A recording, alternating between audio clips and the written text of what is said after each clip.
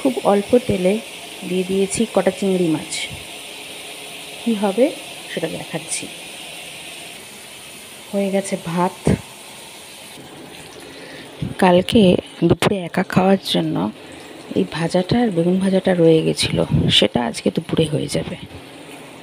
আর কালকে রাত্রে আমাদের খাওয়া হয়েছে খিচুড়ি ডিম ভাজা, সুতরাং এগুলো সব রয়ে গেছে। এটা রয়েছে,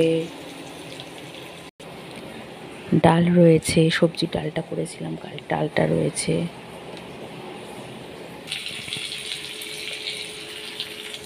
তেজপাতা আর জিরে দিয়ে চলছে নাড়াচাড়া আলুর উপর নুন দিয়ে। আর এখানে চলছে ভাজা। বসিয়ে দিয়েছি বাঁধাকপি। তেজপাতাটা শেষ হয়ে গেছে, এটাতে তেজপাতা ভরে আছে, ভরে নিয়ে একটু এটাতে কিনে ভরে রাখি, আর এটাতে রান্নার সময় এখানটা থাকে।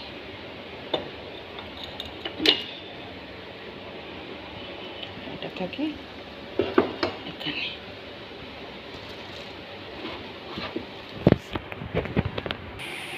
ভেটকি মাছটা গরম হয়ে গেছে, বাঁধাকপিটা কষা চলছে। এতে কোনো জল একদম পড়বে না, গরম ঠান্ডা কোনো জলই পড়বে না, একদম কষে কষে তৈরি হবে। বাঁধাকপি কষা চলছে, কোনো জল পড়বে না, কোনো গরম জল ঠান্ডা জল কোনো জল পড়বে না। হ্যাঁ, কষা হবে যত, মানে প্রায় আধ ঘন্টা ধরে কষা হবে।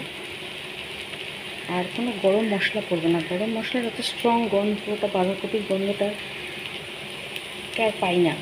যদি আমি গরম মশলা দিই না, বাঁধাকপির যে সুন্দর একটা গন্ধ সেটা পাই না। এটা খুব কচি একটা বাঁধাকপি, ছোট্ট মতো, তো গরম মশলা দিলে টেস্টটা বেরিয়ে যাবে। তো সেই জন্য কোনো গরম মশলা দেবো না। এবার চলে যাবে এই চিংড়ি মাছটা।